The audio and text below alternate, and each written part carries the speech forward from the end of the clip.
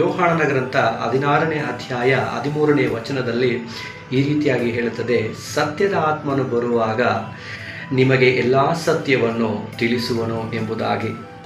ಪ್ರೀತಿಯ ದೇವಜನರೇ, ನೀವು ಚೆನ್ನಾಗಿ ಅರ್ಥ ಮಾಡ್ಕೋಬೇಕಾಗಿರುವಂಥ ಒಂದು ವಿಷಯ, ಸತ್ಯದ ಆತ್ಮನು ಬರುವಾಗ ಎಲ್ಲ ಸತ್ಯಗಳನ್ನು ತಿಳಿಸುವನಂತೆ. ಏನಾದರೂ ಎಲ್ಲ ಸತ್ಯಗಳು ಅಂತ ಹೇಳೋದಾದರೆ, ನಮ್ಮ ಜೊತೆಯಲ್ಲೇ ಇರುವಂಥ ವ್ಯಕ್ತಿಗಳ ಬಗ್ಗೆ ನಮಗೆ ಗೋಚರಪಡಿಸುತ್ತಾನೆ.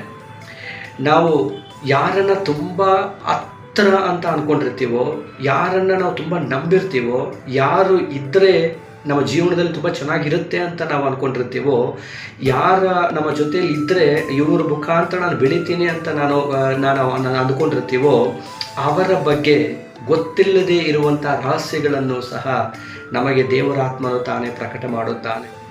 ಜೊತೆಲೇ ಇರ್ತಾರೆ ಪ್ರಿಯರೇ, ಮತ್ತೆ ಚೆನ್ನಾಗಿ ಮಾತಾಡ್ತಾ ಇರ್ತಾರೆ, ಚೆನ್ನಾಗಿ ನಗಾಡ್ತಾ ಇರ್ತಾರೆ, ನೀನು ಹಾಗೆ ನೀನು ಹೀಗೆ ಅಂತ ನೀನು ತುಂಬ ಚೆನ್ನಾಗಿ ಹೊಗಳಿ ಮಾತಾಡ್ತಾ ಇರ್ತಾರೆ. ಆದರೆ ಒಂದು ಸಮಯ ಒಂದು ಕಾಲ ಬರುವಾಗ ಅವರು ನಮಗೆ ವಿರುದ್ಧವಾಗಿ ಒಳಸಂಚು ಮಾಡುವಂಥದ್ದನ್ನು ನಮಗೆ ಗೊತ್ತಿರೋದಿಲ್ಲ. ಬಟ್ ದೇವರ ಆತ್ಮನು ನಮಗೆ ತಿಳಿಯಪಡಿಸ್ತಾನೆ. ಪ್ರೀತಿಯ ದೇವಜನರೇ, ನಾವು ಚೆನ್ನಾಗಿರೋವರೆಗೂ ಅವರು ನಮ್ಮ ಹತ್ರ ತುಂಬ ಚೆನ್ನಾಗಿರೋ ಥರನೇ ಇರ್ತಾರೆ. ಬಟ್ ಅವರ ಹಿಂದುಗಡೆ ಬೇರೆ ರೀತಿಯಾದಂತಹ ಒಂದು ಆಲೋಚನೆಗಳಿಂದ ತುಂಬಲ್ಪಟ್ಟು ನಡೆಯುವಂಥ ಜನರಾಗಿರ್ತಾರೆ.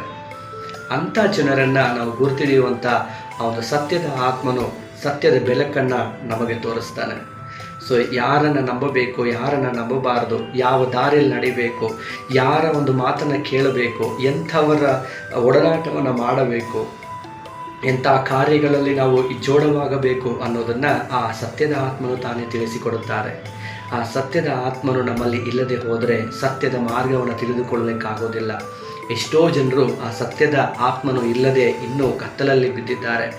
ತುಂಬ ಚೆನ್ನಾಗಿ ಓದಿರ್ತಾರೆ, ತುಂಬ ಚೆನ್ನಾಗಿ ಮಾತನಾಡುವಂಥವ್ರು ಇರ್ತಾರೆ, ತುಂಬ ಚೆನ್ನಾಗಿ ಪಟ್ಟಗಳನ್ನು ಪಡೆದಿರುವಂಥವ್ರು ಇರ್ತಾರೆ, ತುಂಬ ಚೆನ್ನಾಗಿ ಬೈಬಲನ್ನು ಓದುವಂಥವ್ರಿದ್ದಾರೆ, ತುಂಬ ಚೆನ್ನಾಗಿ ಆರಾಧನೆಯನ್ನು ಮಾಡುವಂಥವ್ರಿರ್ತಾರೆ, ತುಂಬ ಚೆನ್ನಾಗಿ ವಾಕ್ಯವನ್ನು ಓದುವಂಥವ್ರು ಇರ್ತಾರೆ. ಆದರೂ ಸಹ ಸತ್ಯವನ್ನು ಸರಿಯಾಗಿ ಅರ್ಥ ಮಾಡಿಕೊಳ್ಳದೆ ಆ ಸತ್ಯದ ಆತ್ಮನ ಅವರ ಒಳಗಡೆ ಇಲ್ಲದೆ ಹೋದುದರಿಂದ ಸತ್ಯದ ಮಾರ್ಗವು ತಿಳಿಯದೆ ಅಸತ್ಯದ ಮಾರ್ಗವನ್ನೇ ತಿಳಿದು ಆ ಸತ್ಯವನ್ನೇ ಬೋಧನೆಯನ್ನು ಮಾಡ್ತಾ ಇರ್ತಾರೆ.